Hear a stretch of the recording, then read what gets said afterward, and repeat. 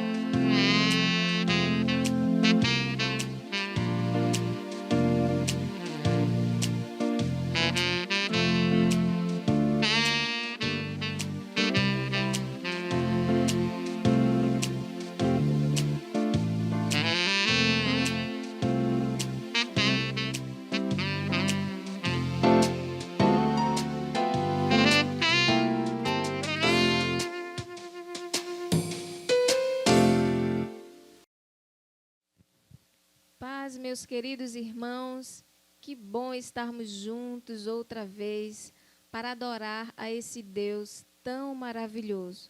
O Deus que é o mesmo ontem, hoje e será eternamente. Existe um nome que é acima de todos os nomes e que a este nome foi dado todo o poder, assim na terra como nos céus. O doce nome de Jesus. 154 da nossa harpa cristã. Abra sua harpa nesse momento, 154, e vamos louvar a esse nome, o nome de Jesus.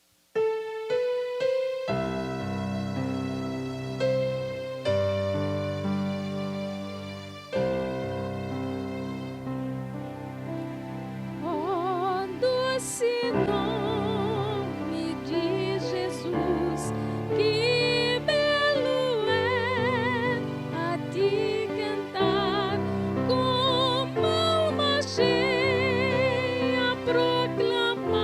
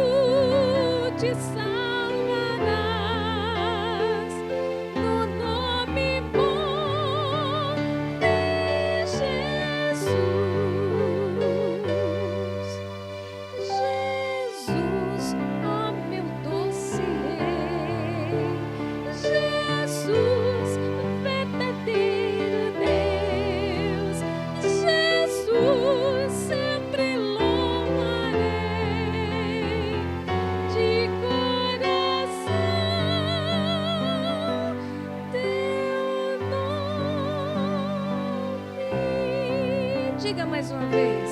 Jesus, ó meu doce Rei, Jesus, verdadeiro Deus, Jesus, sempre louvarei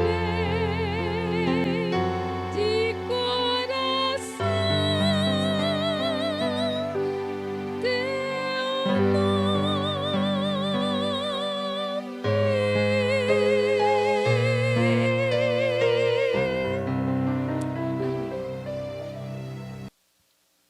Amém. Cada um de nós temos uma experiência pessoal com Cristo. E a mensagem que nós queremos deixar através dessa canção é que você permaneça firme naquilo que você abraçou, naquilo que você acredita. Seja firme, seja fiel e vá em frente.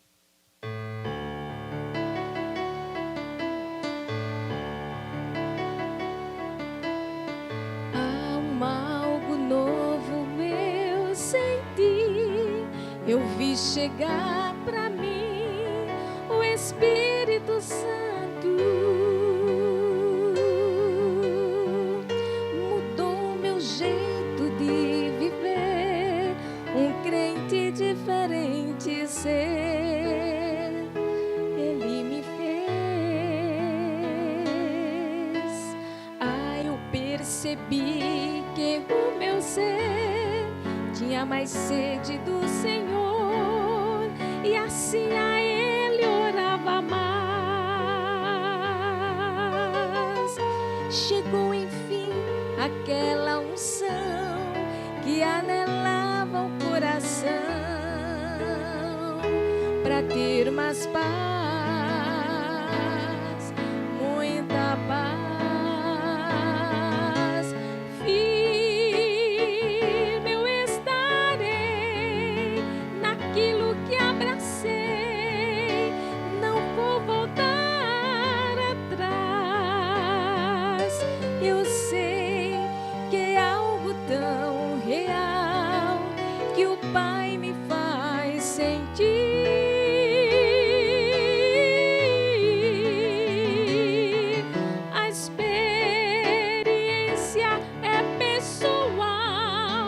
Por isso vou vivê-la intensamente.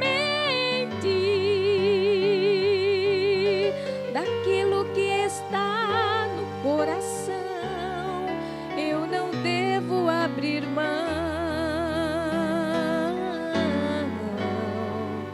Eu quero é transferir.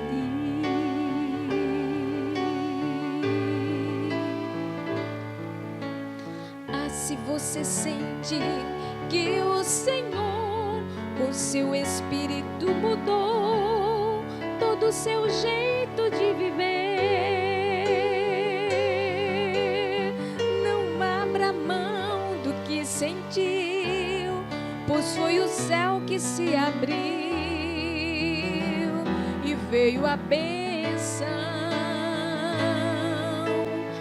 Ao que alguém pode fazer em relação ao que você já recebeu do Eterno Pai. Se o condenarem como réu, seja mais firme e mais fiel e vá em frente.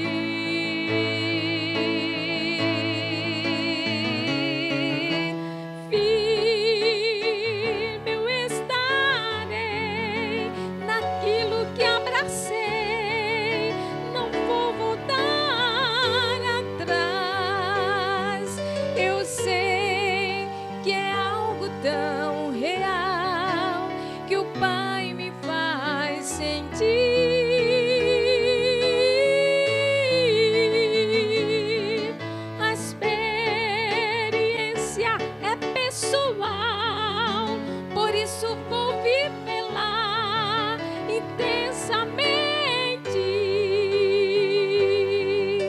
Daquilo que está no coração, eu não devo abrir mão. Eu quero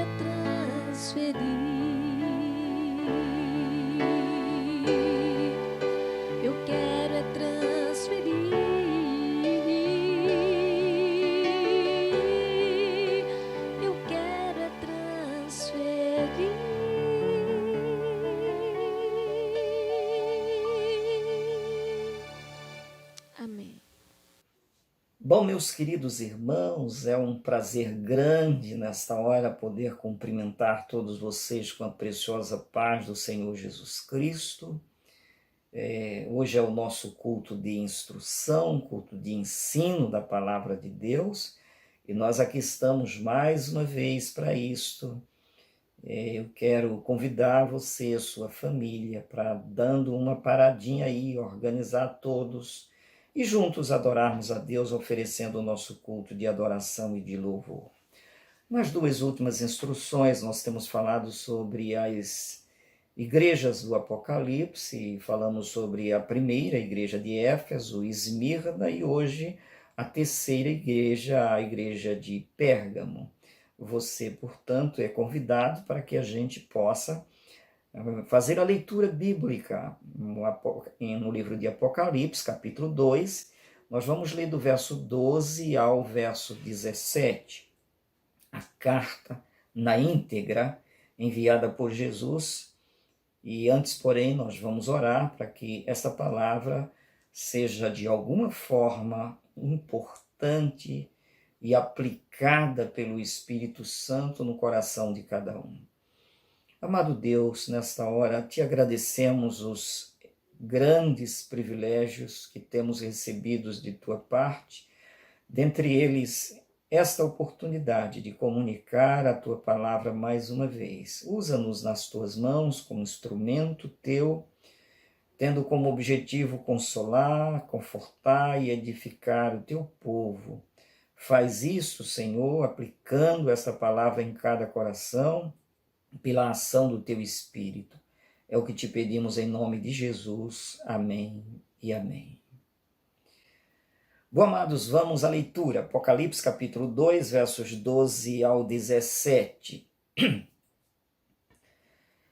Ao anjo da igreja em Pérgamo escreve: assim declara aquele que tem a espada de dois gumes afiados. Conheço o lugar em que vives, onde se encontra o trono de Satanás.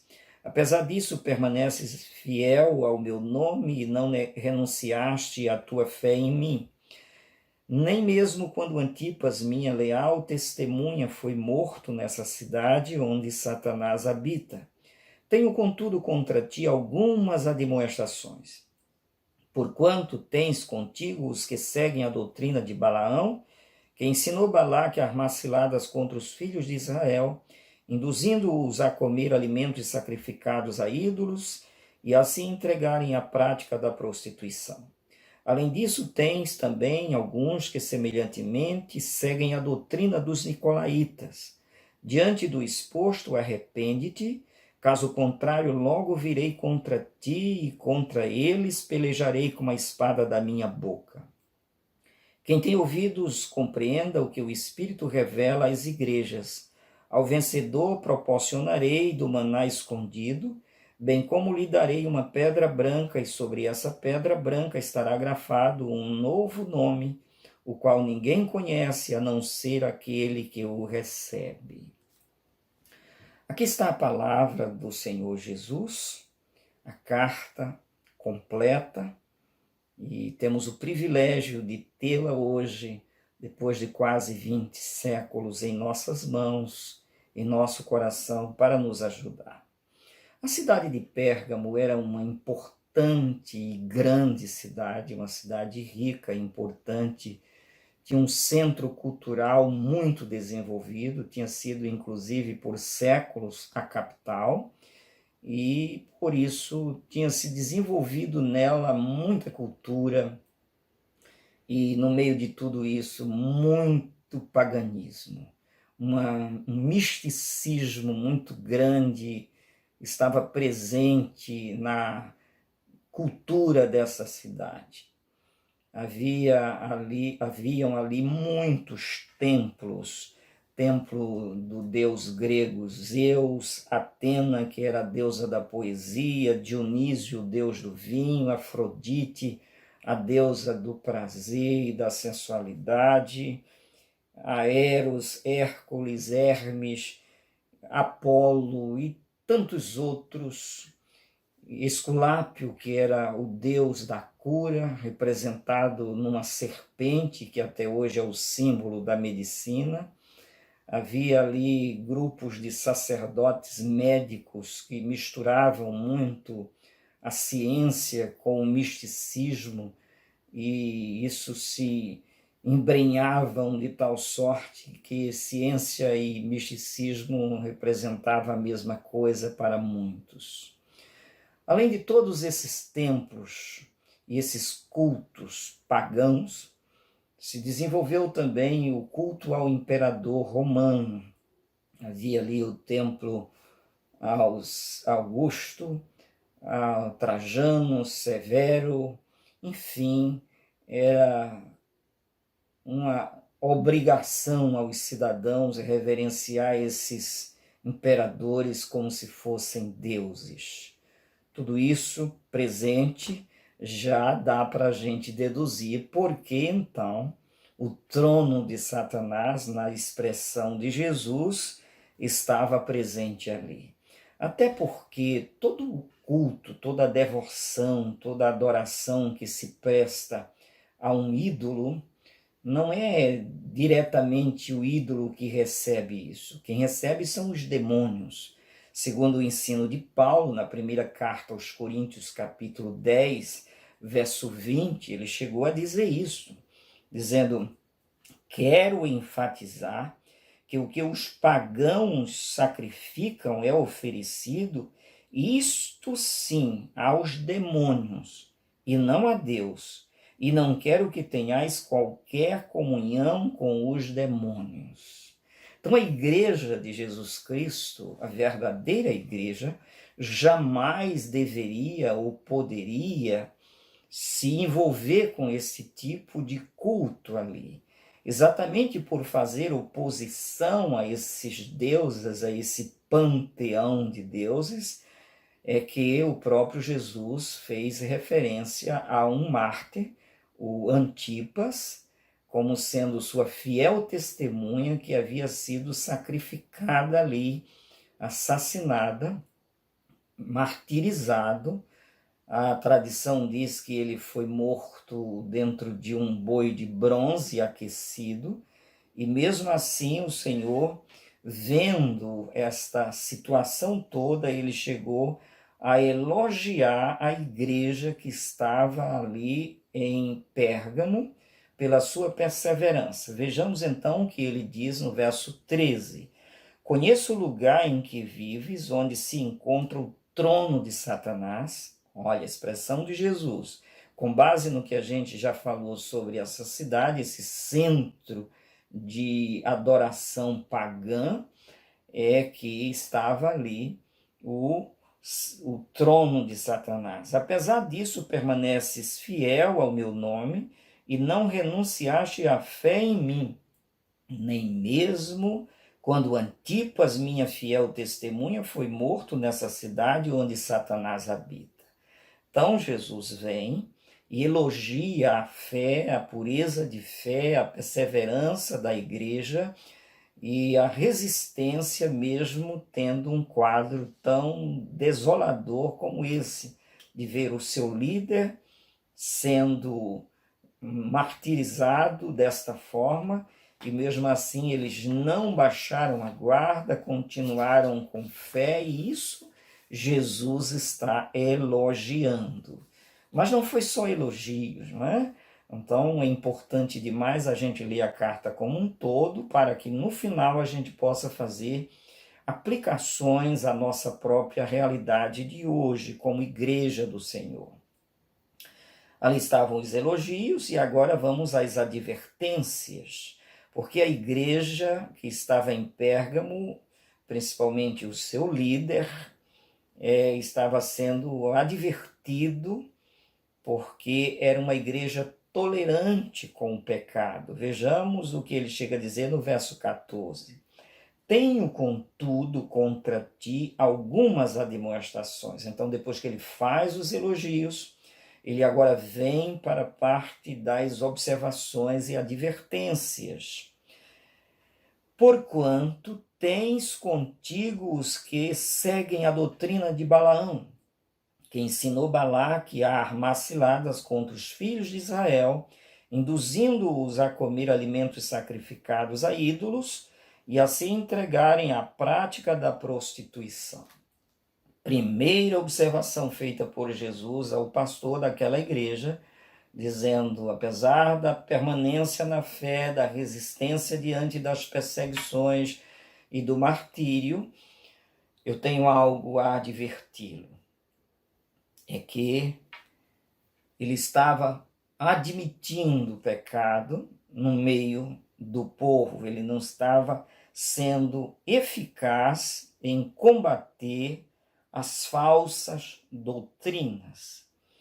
Então, esse é um ponto importante para a gente frisar aqui, nesse momento.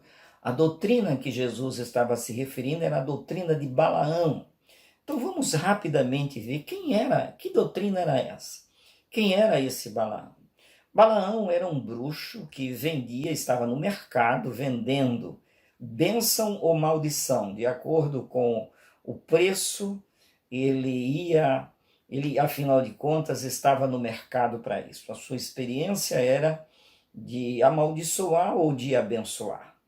E estava disposto e pronto para esse exercício de uma fé distorcida.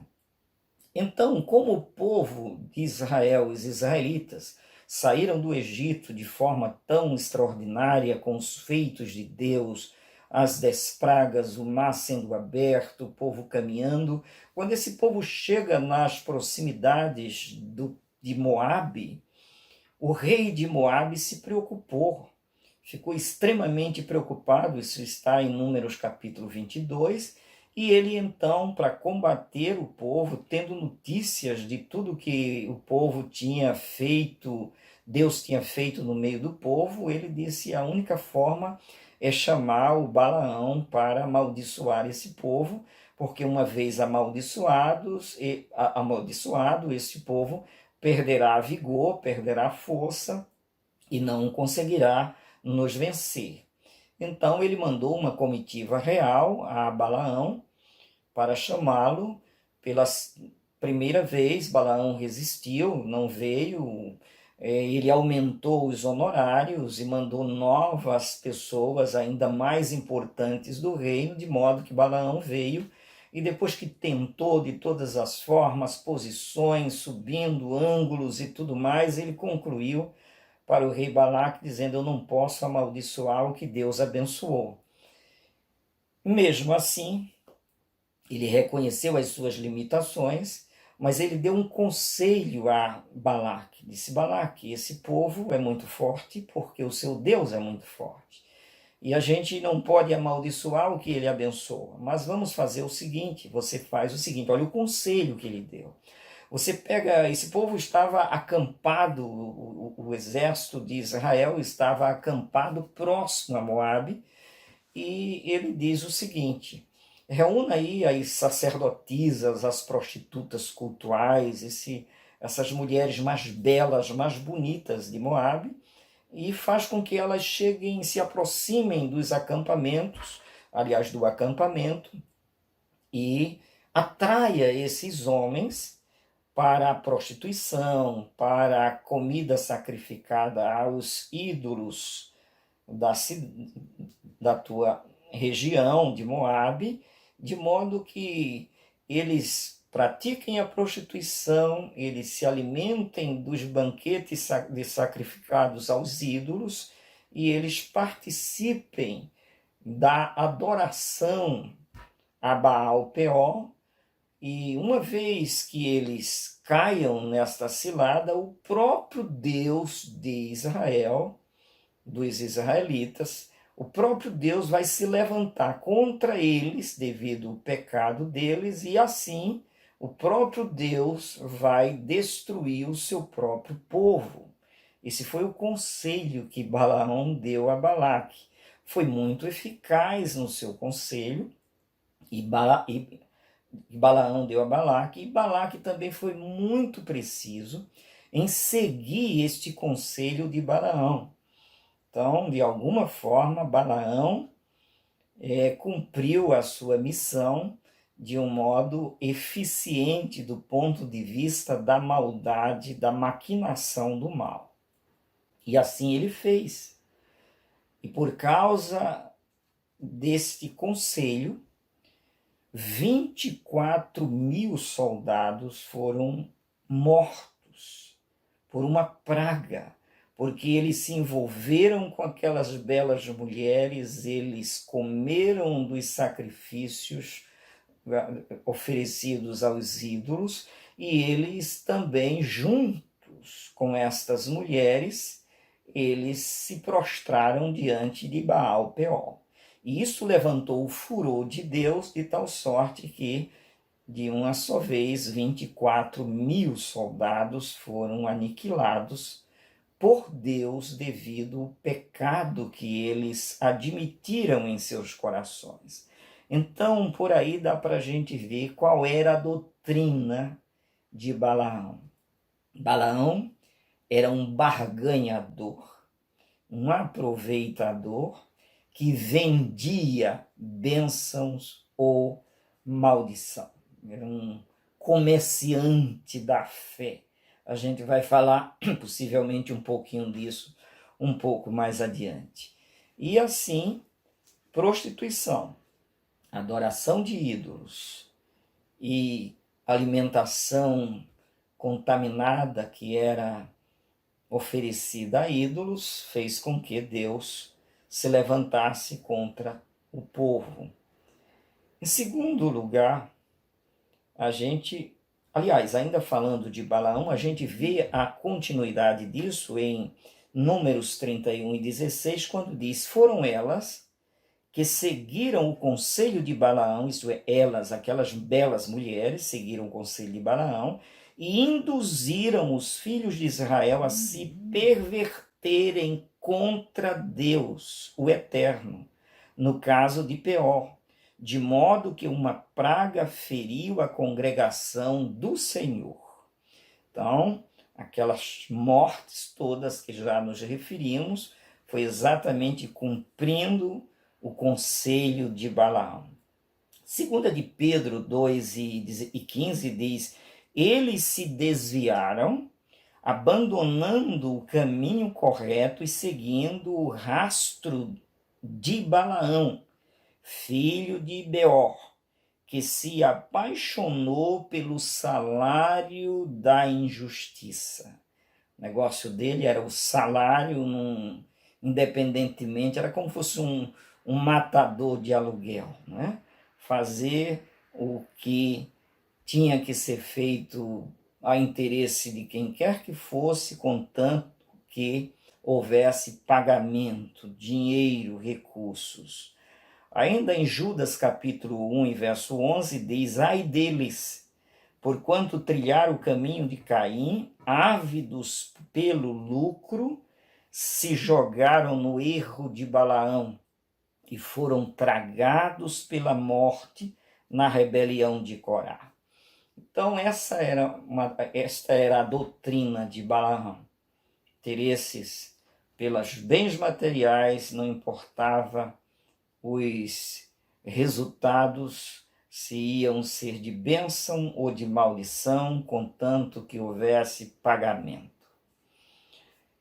Então essa era a primeira observação feita por Jesus. Eles têm gente aí em Pérgamo, na igreja, que está seguindo essa doutrina.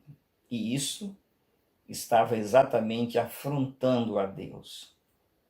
Em segundo lugar, ele diz no verso 15: além disso, tem também alguns que semelhantemente seguem a doutrina dos nicolaítas. Que doutrina era essa, então? Os nicolaítas era um grupo que pregava uma heresia muito grande no meio da igreja.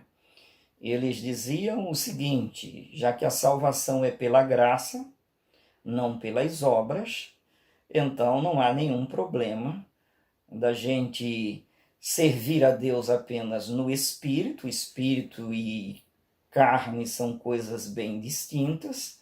Então a gente crê em Deus, a gente de alguma forma sabe que Ele é o Senhor, o perdoador dos pecados, mas onde o pecado abundou, a graça superabundou. Então, se a graça vai sempre superabundar onde o pecado abundou, por que a gente se esquivar de qualquer coisa? Vamos seguir a nossa vida sem nenhum medo, a gente vai participar de tudo. Eles fizeram da graça de Deus uma oportunidade para continuar no pecado. Nada de negar a si mesmo para ir após Jesus. Eles começaram a pregar essa doutrina, dizendo, olha, a promiscuidade sexual não prejudica o espírito. Eles não admitiam que o Espírito de Deus habitava no corpo humano. Então eles diziam simplesmente isso. Então, vamos continuar pecando, porque a graça vai sempre ser suficiente para nos perdoar, de modo que a gente pode viver todos os prazeres carnais, a libertinagem, no nível que fosse. E esse povo então se envolvia com o culto que havia sido estabelecido em Pérgamo, que era o culto pagão, onde haviam os banquetes, os sacrifícios que eram feitos a esses ídolos. Eles serviam de alimentação para os momentos de celebração. Haviam também as prostitutas cultuais, essas sacerdotisas com práticas sexuais no horário dos cultos. E esses nicolaítas diziam que era possível a pessoa participar de tudo isso, comer os banquetes sacrificados aos ídolos, se envolver na prática da prostituição e continuar um servo de Deus. Então, eles pregando isso, lembram que eles tentaram entrar lá na igreja de Éfeso, mas Éfeso era uma igreja ortodoxa, o pastor daquela igreja resistiu, provou a falsidade dos enganos, das heresias, e eles não encontraram espaço em Éfeso, e Jesus disse, você tem a seu favor, que resistiu aos nicolaítas, os quais eu também odeio. Então Jesus odeia a doutrina de Balaão, a doutrina dos nicolaítas, e essas duas doutrinas estavam tendo espaço na igreja de Pérgamo. E Jesus vem aqui, mesmo tendo-a elogiado no primeiro momento, obviamente que não eram todos, ele chega a dizer alguns, né, que estavam aderindo à doutrina dos nicolaítas, e havia um grupo também dos que seguiam a doutrina de Balaão. E ele faz essas duas observações, e em seguida ele chega a dizer o seguinte para a igreja de Pérgamo. Diante desse quadro, arrepende-te. Não é essa a recomendação aqui, era o arrependimento.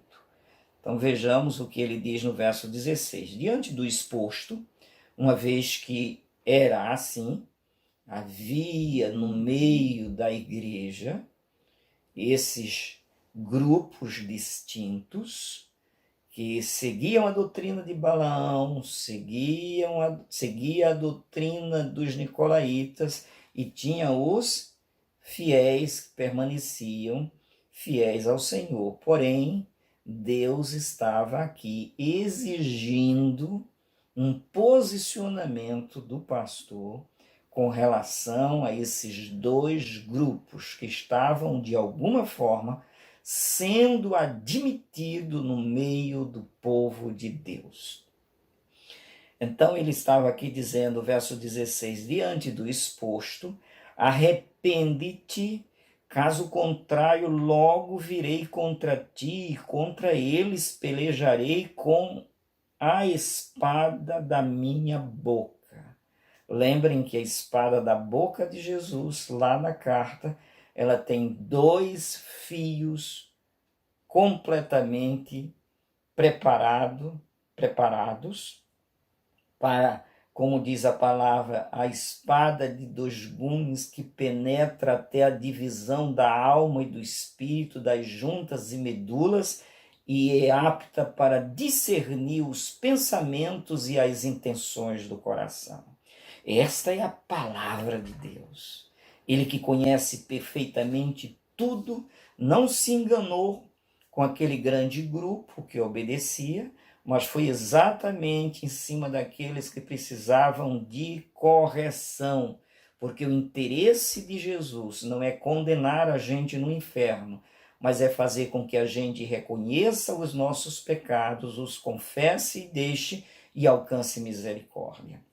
Aqui, mais uma vez, estava a porta da grande oportunidade para aqueles que estavam incorrendo nessas doutrinas enganosas. Arrepende-te, caso contrário, logo virei contra ti e contra eles pelejarei com a espada da minha boca. Olha, ele vinha contra quem?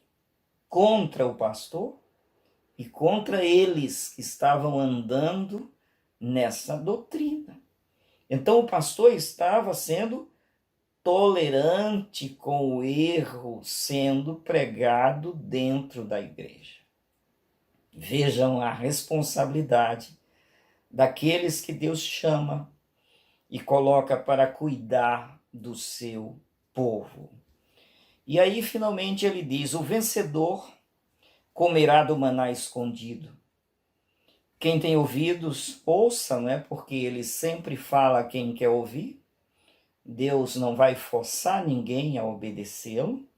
Ele fala e ainda chega a explicar isso de uma forma bem suave. Quem tem ouvidos, ouça. Então, quem tem boa vontade de ouvir a palavra de Deus, vai ouvir. Se alguém resistir, se alguém insistir no erro, ele não vai ficar perdendo tempo com a pessoa que não quer nada com ele. Então ele chama, ele convida. Vejam que aquele pai do filho pródigo não ficou fechando a porta para ele não ir. Não, quer ir. Ele estava indo com os seus próprios pés. Então é exatamente o que acontece aqui. Quem tem ouvidos, ouça. E aí ele diz, o vencedor não vai comer apenas um banquete oferecido a ídolos. Ele diz aqui, vai comer do maná escondido, daquilo que existe de mais precioso. Em outras palavras, o que vocês estão comendo aí não se compara em nada com o que está reservado, que está escondido, que está preparado para vocês. Se vocês vencerem essas tentações, vocês serão realmente bem-aventurados. Essa é a mensagem que ele passa. E depois que receberiam um nome especial, um nome único. Isso fala da individuação da gente em Deus. Há um lugar preparado para a gente em Deus que não pertence a nenhum outro, somente a nós mesmos. Porque todos nós somos diferentes, temos um distintivo. Se você observar no polegar de cada um de nós, há um desenho completamente único, porque somos todos nós obras-primas das mãos poderosas de Deus, o nosso Pai. Portanto, há um lugar nos céus preparado, há um lugar preparado para mim, um lugar preparado para você, há uma individuação em Deus para todos nós. Assim sendo, meus queridos, vale a pena a gente vencer neste mundo, como diz a palavra, resistir ao diabo e ele fugirá de vós, foi o que Jesus ensinou. Então é nessa hora que nós devemos resistir às tentações, para não cairmos nela. Eis porque está na oração ensinada por Jesus. Não nos deixes cair em tentação. Que Deus nos guarde e nos ajude. Então a gente viu aqui a carta à igreja de Pérgamo. E eu quero finalizar, a partir de agora, quais as lições que a gente pode tirar para a gente hoje desse ensino, dessa carta que Jesus enviou à sua igreja há quase 2000 anos atrás. O que é que a gente pode dizer? Primeira coisa que eu gostaria de salientar aqui é a seguinte: a importância da gente ter um verdadeiro pastor. A importância de que cada rebanho tenha o seu pastor. E que o seu pastor tenha, de fato, o cuidado devido com o rebanho. Hoje está se disseminando uma doutrina, um ensino maligno, que não é preciso as pessoas terem nenhum pastor. Eles podem ir cada um por si mesmo. Vejamos que quando esse rebanho aqui da igreja estava exatamente incorrendo nesse erro, a carta não foi enviada ao povão, a todo mundo, não. A carta veio de Jesus, revelada a João, entregue a João e dito a ele: você vai entregar ao pastor. A carta estava endereçada ao anjo da igreja que está em Pérgamo, escreve. E vejamos que ela está toda no singular, responsabilizando o líder espiritual daquela igreja que estava em Pérgamo, inclusive dizendo: se ele não tomasse providência, ele teria que enfrentar Deus. Virei contra ti e contra eles. É triste a gente ver hoje que a categoria de pastor, os pastores, essa categoria desse cargo tão importante foi tão banalizado. Banalizado porque o diabo tenta infiltrar pessoas no meio que nada tem a ver com o evangelho de Jesus, que são falsos profetas, falsos pastores, que existiram desde o princípio. Paulo tomou muito cuidado e advertiu muito em suas cartas, dizendo inclusive: eu sei que depois da minha partida se introduzirão no vosso meio falsos mestres, falsos pastores. E essas doutrinas só encontram espaço se os pastores negligenciarem sua missão de cuidar realmente do rebanho. Então, é importante que cada um tenha o seu pastor, é importante que o pastor cuide das ovelhas, conforme está em Atos dos Apóstolos, capítulo 20, verso 28, que diz: concluindo, tende cuidado de vós mesmos e de todo o rebanho sobre o qual o Espírito Santo vos estabeleceu como episcopos, para apacentardes a igreja de Deus, que ele comprou com o seu sangue, com o sangue do seu Filho unigênito. Você ouviu? Então, para onde vai esses que têm pregado? Não precisamos de pastores. Para que pastores? Eles estão contrariando o ensino bíblico. Deus não mudou. O fato de terem falsos pastores, esses falsos não anularam os verdadeiros. A missão da igreja é a mesma. E ele continua dando pastores às igrejas. Ele não dá igrejas a pastores, mas dá pastores às igrejas. E o pastor é um serviçal da igreja. É alguém que está levantado por Deus para cuidar do rebanho. E ele diz aqui: tendo cuidado de vós mesmos em primeiro lugar, de si mesmo, e depois de todo o rebanho. Não é apenas de alguns do rebanho, de todo o rebanho, sobre o qual o Espírito Santo vos estabeleceu. Quem estabeleceu foi o Espírito Santo. Imagine, se ele dá, ele requer. Ele não esquece. Então, ele não pede onde não colocou. Mas aonde ele colocou, ele espera. E ele diz: estabeleceu sobre o rebanho do povo de Deus, que ele comprou com o seu sangue, não é um povo qualquer. O povo de Deus foi comprado pelo preço do sangue de Jesus. E ele, por sua vez, recomendou este povo aos líderes que ele estabeleceu. Não foram os próprios líderes se estabelecendo, o Espírito Santo estabeleceu. 1 de Pedro 5:2 diz: pastoreai o rebanho de Deus que está sob o vosso cuidado. Então, o rebanho de Deus colocado aos cuidados de um homem que ele preparou, que ele comissionou, que ele capacitou para cuidar do seu povo.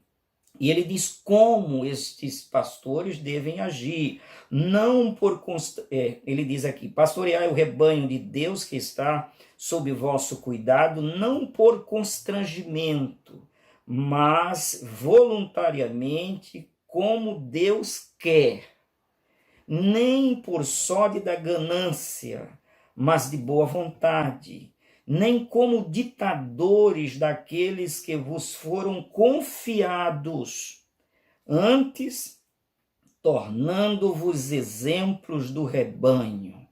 Olha que grande responsabilidade está aqui posta sobre aqueles que foram verdadeiramente chamados. Vejamos que ele está dizendo aqui: faça isso com liberalidade, não por constrangimento, mas de boa vontade, não como ditadores. Você não vai ditar nada, você vai mostrar o caminho, você vai dar o exemplo e você vai então atrair as pessoas pelo poder da palavra do Senhor e não pelo poder da sua palavra. E diz mais: sobre aqueles que vos foram confiados. Quer dizer, Deus confiou um povo, capacitou homens, entregou a eles e disse: cuida. Não deixa as doutrinas falsas tomar conta da mente deste povo. Eis porque é grande a nossa responsabilidade.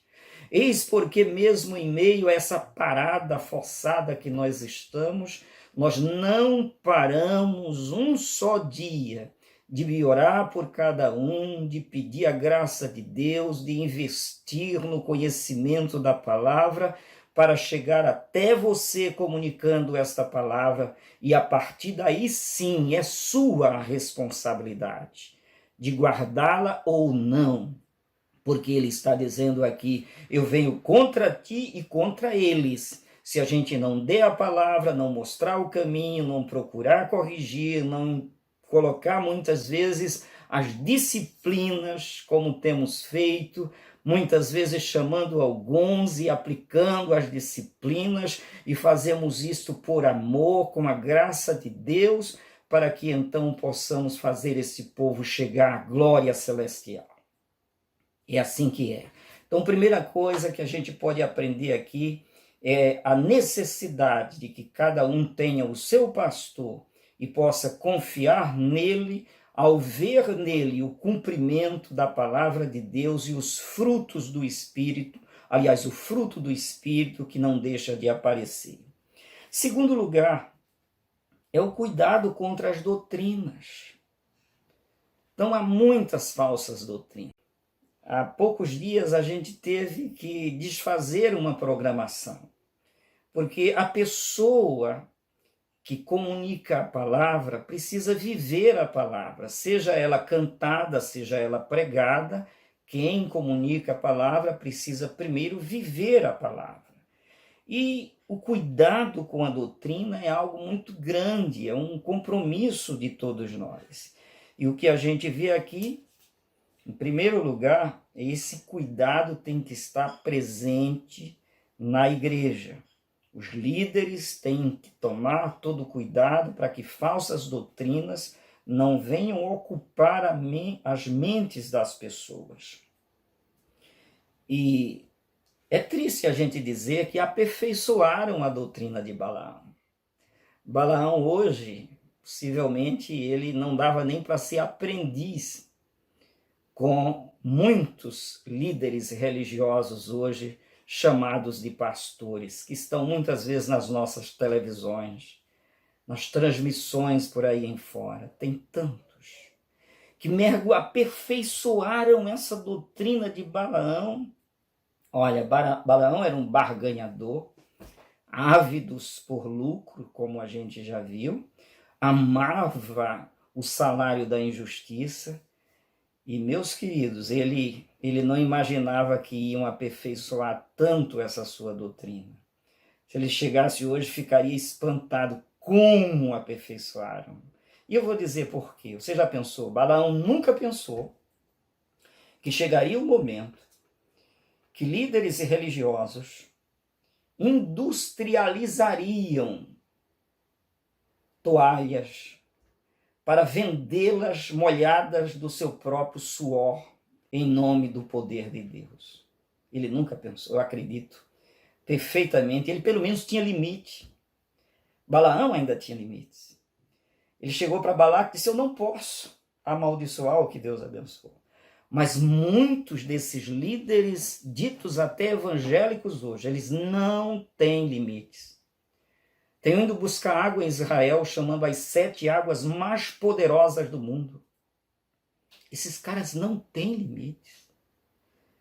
Foram fazer o Templo de Salomão em São Paulo com dinheiro de viúvas, de pobres, de pessoas enganadas, comprando pentes, toalhas, rosas, óleos, saquinhos de cimento, chaves, essas coisas todas. Isso é além de tudo que se pode imaginar. Essa é a doutrina de Balaão aperfeiçoada, é uma forma de barganha em nome de Deus que vai além de tudo e de todos.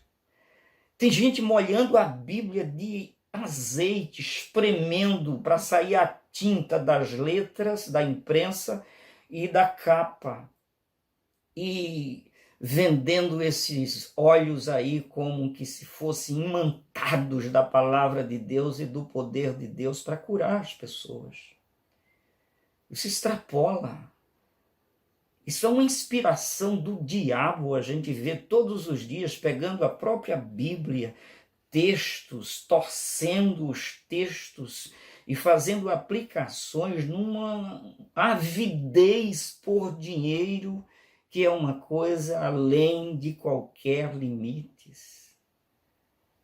Então essa doutrina está aperfeiçoada milhões de vezes para destruir a igreja de Deus. E essas pessoas por algum tempo ficam ali, depois ficam completamente decepcionadas e a partir dali não crer mais em nada. É assim que é, destruindo a fé por dentro. Estão muitos líderes hoje ditos evangélicos. É uma barganha sem limites. E aí é o prêmio da injustiça. São filhos do diabo em nome de profeta de Deus, fazendo esse estrago horrível no meio do povo. E aí vem agora essa é uma realidade que os pastores têm que tomar muito cuidado para que a doutrina de Balaão e dos nicolaítas não se expandam em seus rebanhos, mas que sejam barradas essas doutrinas.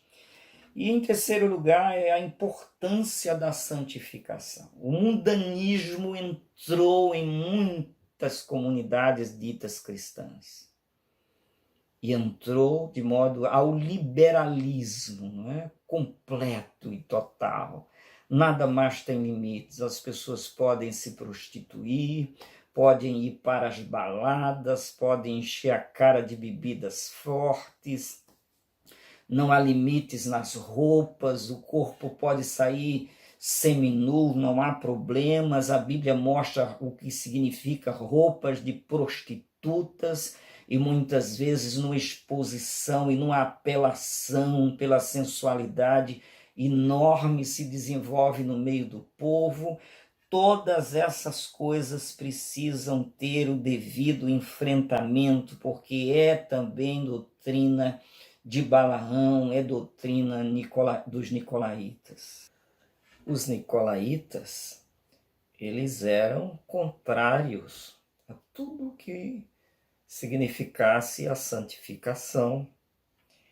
1 de Pedro, capítulo 1, verso 15, a gente encontra o seguinte: porém, considerando a santidade daquele que vos convocou, tornai-vos da mesma maneira santos em todas as vossas atitudes, porquanto está escrito: sede santos, porque eu sou santo. Esta é a palavra do Senhor. Os nicolaítas procuravam contrariar frontalmente este ensino. Portanto, eis a necessidade de atentarmos para a santificação, porque está dito na carta aos Hebreus que sem santificação ninguém verá o Senhor. Não há como acessar a Deus sem santificação. Então, a doutrina dos nicolaítas confronta-se com todo o processo de santificação ensinado no Evangelho de Jesus. Efésios capítulo 1, verso 4, diz: porquanto Deus nos escolheu nele antes da criação do mundo para sermos santos e irrepreensíveis em sua presença. Então precisamos sim evitar essa maldita doutrina desse liberalismo. Eu vi um grande líder deste país ensinando que a prática homossexual não há nenhum problema, desde que a pessoa seja fiel ao seu parceiro. Isso, um evangélico ensinando esse tipo de coisas. Então, vejam que chegamos a um ponto de mundanismo, né, que extrapola todas as coisas, todos os limites. E a verdadeira Igreja de Cristo continua tendo a mesma postura diante deste mundo maligno. As portas do inferno jamais prevalecerão sobre a verdadeira Igreja de Cristo, sobre os verdadeiros homens de Deus que foram chamados para cuidar do rebanho, conforme Pedro chegou a dizer que nós devemos nos santificar em toda a nossa maneira de viver. Portanto, que Deus nos abençoe, que Deus nos ajude. Uma coisa é certa, nós estamos rumo à pátria celestial, o nosso interesse é entrar na cidade santa pelas portas. A Bíblia diz que lá não entrará coisa comum ou imunda, os adúlteros, os efeminados ficarão de fora, é o que diz a palavra, está dito aqui nas Sagradas Escrituras. A gente vê nas próprias palavras do apóstolo Paulo, 1 Coríntios 6 e 9, não sabeis que os injustos não herdarão o reino de Deus? Não vos deixeis enganar, nem imorais, nem idólatras, nem adúlteros, nem os que se entregam a práticas homossexuais de qualquer espécie, nem ladrões, nem avarentos, nem viciados em álcool ou outras drogas, nem caluniadores, nem estelionatários herdarão o reino de Deus. Não sou eu que estou dizendo. São as Escrituras, inspiradas por Deus, que têm por objetivo nos corrigir. Esse Deus que manda cartas às igrejas. Esse Deus que aparece com esse cuidado com o seu povo, porque ele se entregou a si mesmo para purificar um povo todo seu, especial, zeloso e de boas obras. É esse Deus que nós estamos servindo e seguindo. Portanto, tomemos o cuidado, porque ele mesmo disse quem entra e quem fica fora. Apocalipse 22:14 em diante diz: Bem-aventurados todos os que lavam as suas roupas no sangue do Cordeiro, e assim ganham o direito à árvore da vida e podem adentrar na cidade através de seus portais. No entanto, fora estão os cães, os bruxos, os ocultistas, os que cometem imoralidades sexuais, os assassinos, os idólatras e todos os que amam e praticam a mentira. Eu, Jesus, enviei o meu anjo para vos entregar este testemunho em relação às igrejas. Você sabe quem está falando? Quem está dizendo isso aqui? Isso é o livro do Apocalipse, é o Cristo ressurreto. Então, chegou a hora da gente decidir, não é? A quem nós iremos seguir?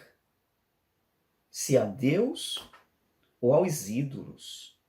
Se nós vamos amar mais a Mamon do que a Deus? Se nós vamos nos santificar ou nos prostituir? Então, vamos juntos, meus queridos. A chance é grande, a oportunidade de arrependimento é real, e ele está dizendo: resta uma coisa, arrependa-se, volta, alcança misericórdia.